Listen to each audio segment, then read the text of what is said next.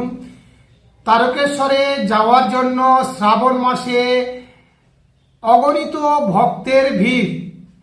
38 kilometre পথ পায়ে হেঁটে, খালি পায়ে যেভাবে মানুষরা বা আমাদের যুবক ছেলেরা বাবা মহাদেবের মাথায় জল ঢালতে যাচ্ছে, তার কি করুণ পরিণতি আজকের এই হিন্দু সমাজের মধ্যে পড়বে। আপনারা যদি সঠিকভাবে তলিয়ে দেখেন তো আপনাদের গা শিহরে উঠবে।